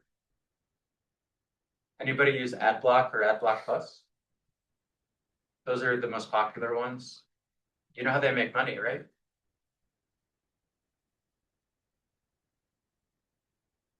If you have AdBlock in your browser, and AdBlock makes money by showing you ads. So they have what's called an acceptable ads program that screens out particularly annoying ads. And then for the remaining ads that get through, they take a 30% cut from the ad seller. That's called a soft ad blocker. There are also services called hard ad blockers. The best one traditionally is uBlock Origin. It's no longer available on Chrome as of last year, but it's still available on Firefox. It just blocks all the ads. There are some newer hard ad blockers that I haven't tested yet. How do they like profit the hard ad blockers? Most of them don't. Yeah. Open source, without a profit model. Some of them accept donations, but it's not like a corporate provided service. But that is a really important question because they could potentially profit by selling data. And that could be a serious concern for people who are very privacy conscious. Because every ad blocker you use sees every web page you load, which is a really terrific source of information that's commercially quite valuable. And finally, I showed you this map. Collectively, these companies take nearly half of every dollar that a marketer pays. So the end publisher is receiving only a little more than half. So it's quite an expensive collection of services. That's not to say that you shouldn't use programmatic advertising. It's to say that you should test it carefully and continue testing it because it shifts over time. A prominent case study was provided by Airbnb. Airbnb it was running mainly performance ads, and it made a large strategic shift. So you're taking a trip, you need somewhere to stay. You're going to decide how you're going to search for your accommodation. And Airbnb realized, oh, maybe we need to compete at that stage, compete as a search engine against other search engines so that people think of us when they need accommodation.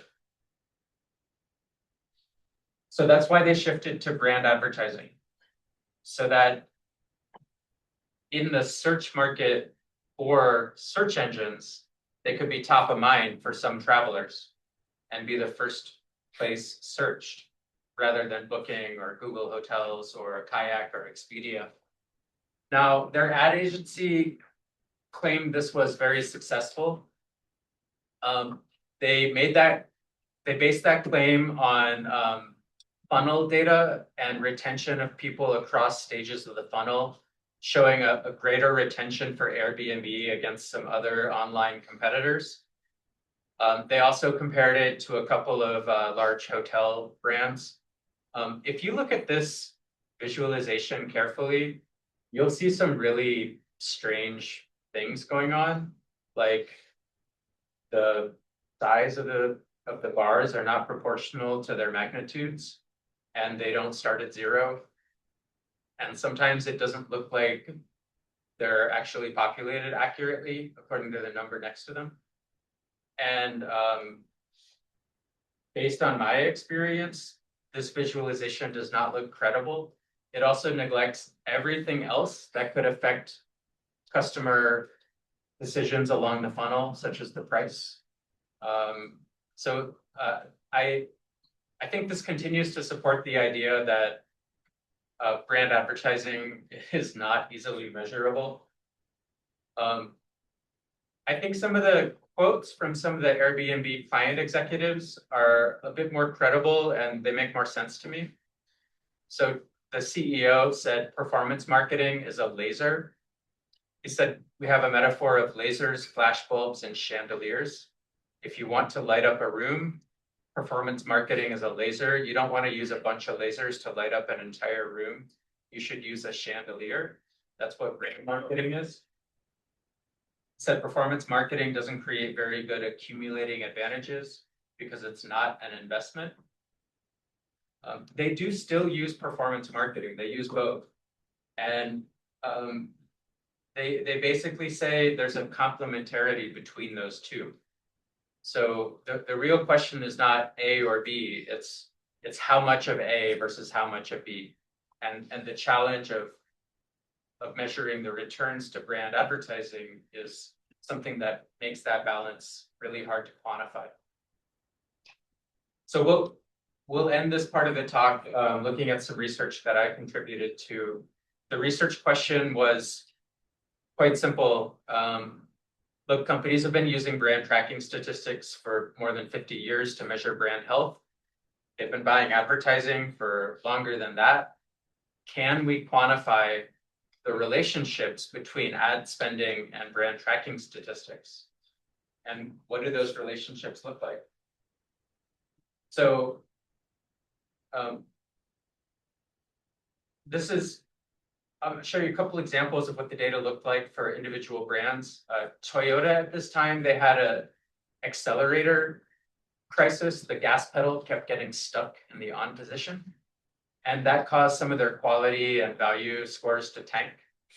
And after that, they started spending more on ads and their brand started to recover. But it's not safe to assume the brand was recovering because of the ad spending.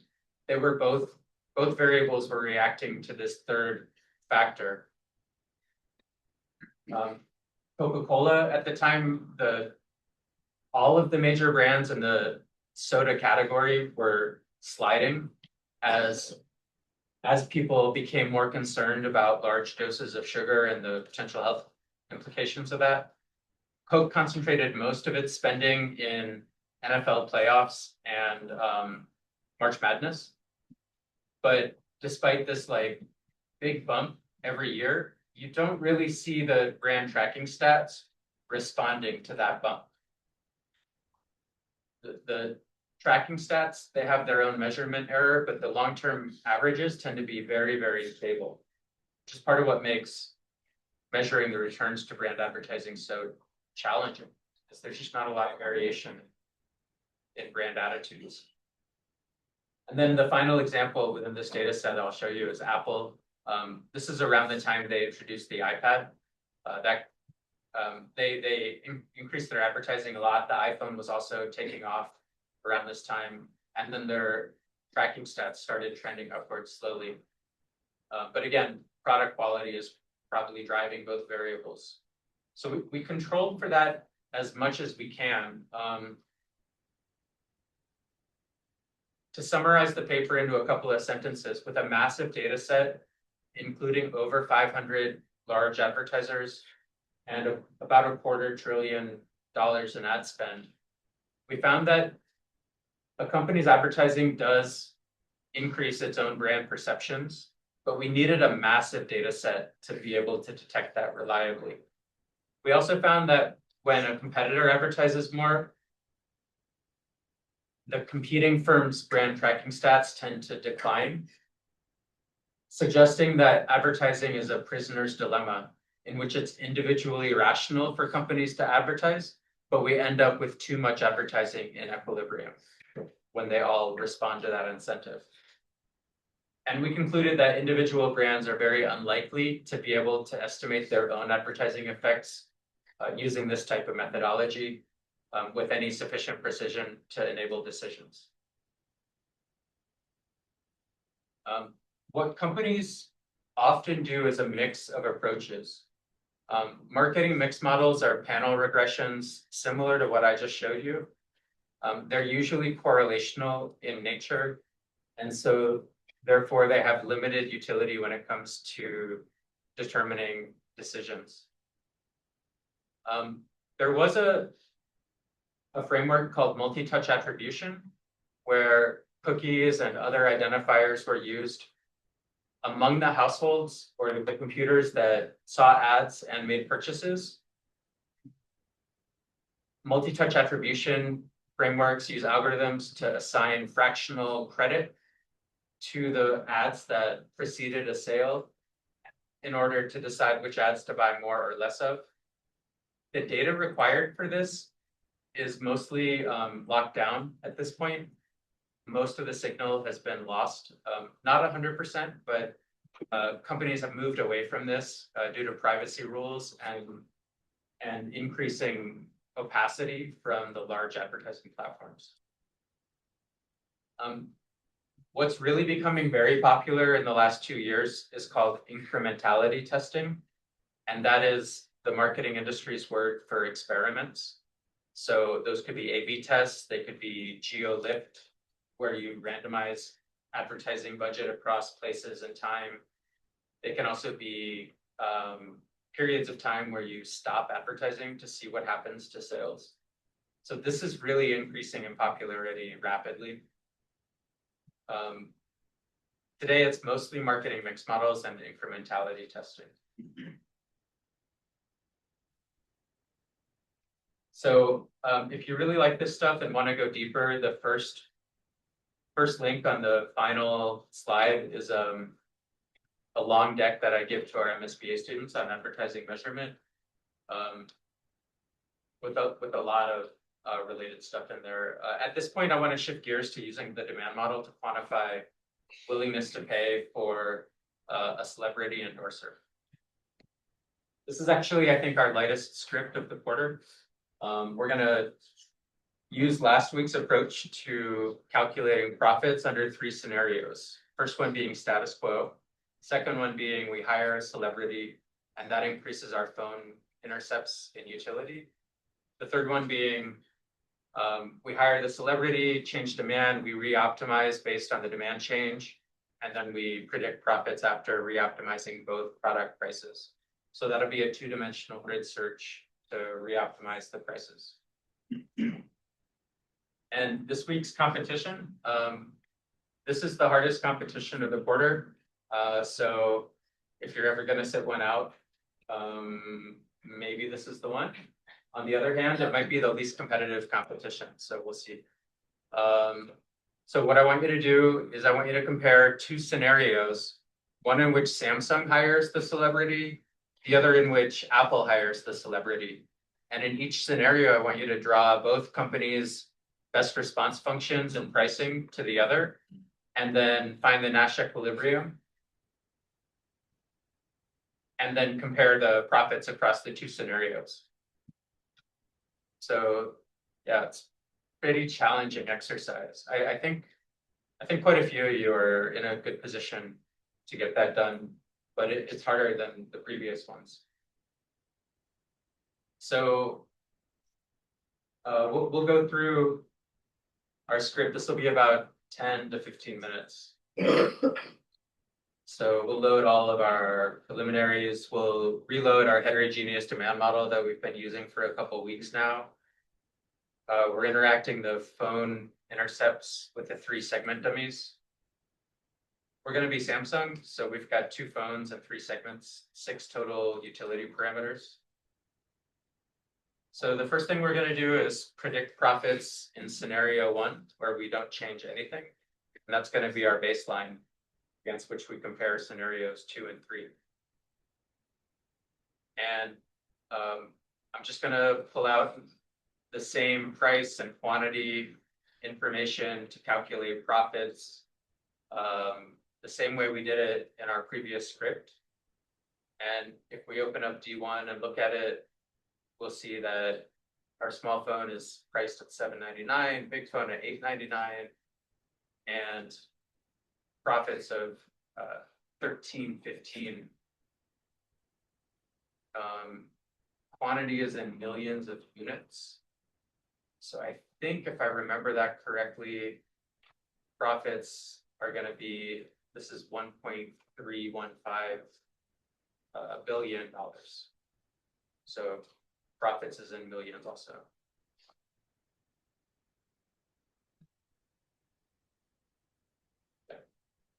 Okay. So that's all a recap of what we did last week. Next up, we're going to consider hiring our celebrity spokesperson. And, you know, you can fill in the blank on who you think that might be.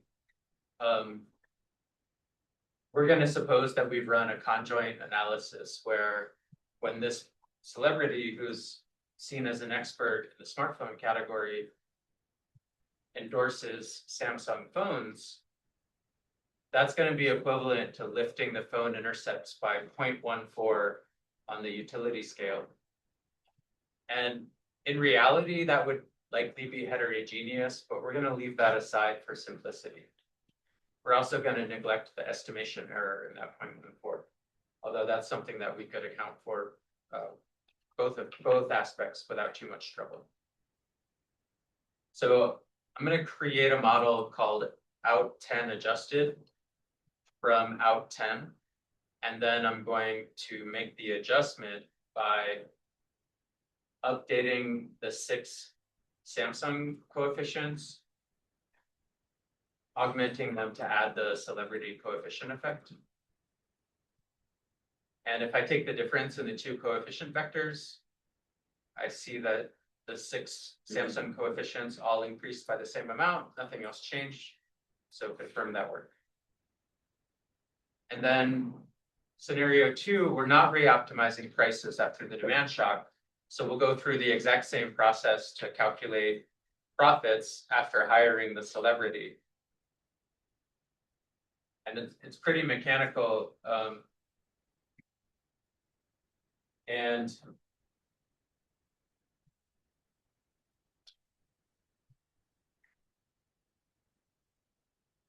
the model predicts that when we hire the celebrity, our profit goes up by $115 million.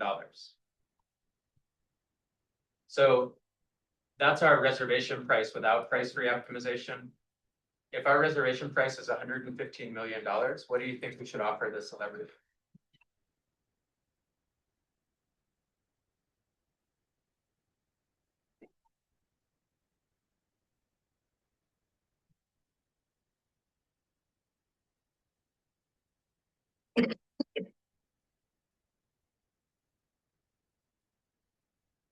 If something is worth $115 million, and you're gonna make an offer, how much would you offer?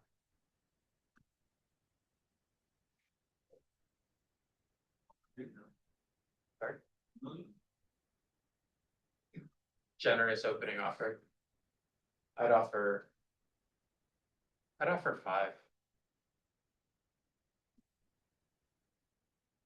There's a lot of other celebrities we could probably hire.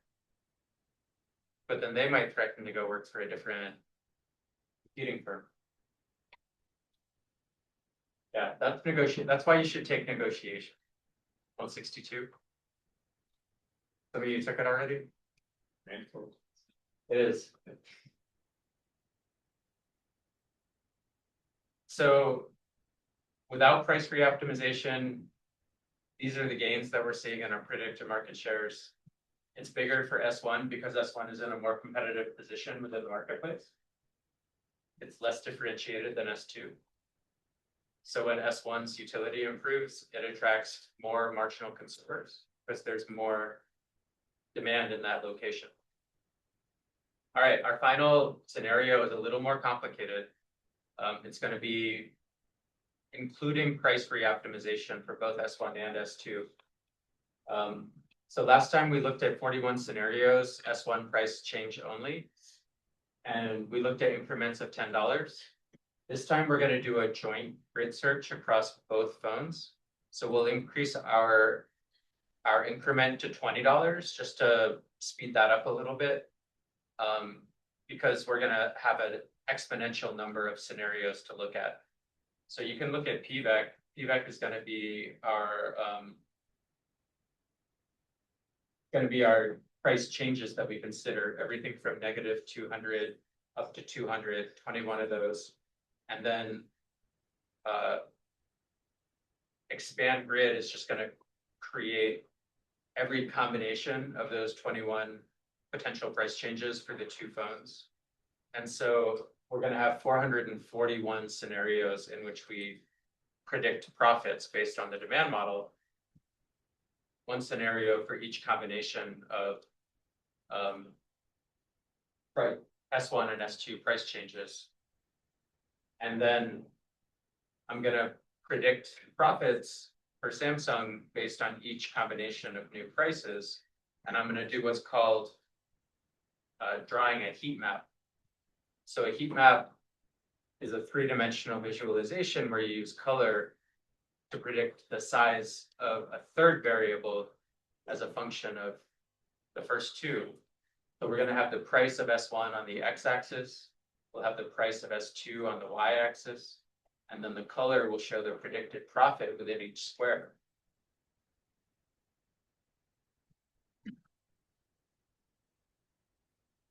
So the red dot is where the prices began, $7.99 and $8.99. And then the white dot is the result of the grid search, showing an S1 price, if I recall correctly, of $7.59 and an S2 price of $7.99. And our predicted profit in scenario 3 is now 184 million greater than scenario 1, suggesting our reservation price to hire the celebrity should be 184. Of course, our opening bid would be much lower. Any questions on any of that?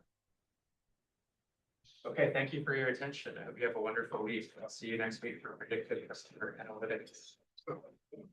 Competition.